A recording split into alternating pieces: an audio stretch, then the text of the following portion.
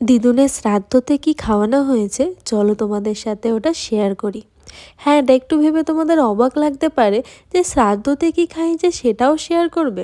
আমি শেয়ার করছি এই জন্য যাতে এটা মেমোরি হিসাবে আমার ইউটিউবের পেজটাতে থেকে যায়। প্রথমেই গন্ধরাজ লেবু, লঙ্কা, নুন দেওয়ার পর পনির পাসিন্দা আর গ্রিন চাটনি আর স্যালাড দিয়ে দিয়েছিল। তারপর দিয়েছিল বাটার নান আর বাটার পনির। এইসব মেনুগুলো যেন আমরা সব ভাগনা ভাগ্নি, আমার মা, মাসিরা সবাই মিলে মামার সঙ্গে বসে ঠিক করেছিলাম। তারপরেই চলে এসেছিল সাদা ভাত, বেগুন ভাজা আর ঘি। ওর সাথে খাওয়ার পর দিয়ে দিয়েছিল ভেজ ডাল, চিপস আর এঁচড়ের ডালনা। ভেজ কেন খাওয়ানো হলো এটা তোমরা বলতেই পারো। শ্রাদ্ধ তো করা হয় তার আত্মার শান্তি কামনার জন্য, আর সে যেন কৃষ্ণের চরণে স্নান পায় ওই জন্য। আমরা কেউ চাইনি কেউ এসে মাছ মুখ করুক, কিন্তু ভেজ আইটেমের মধ্যেই সব থেকে বেস্ট আইটেম করার চেষ্টা করেছে। যাই হোক, তোমরা সবাই আমার দিদুনের আত্মার শান্তি কামনা করো।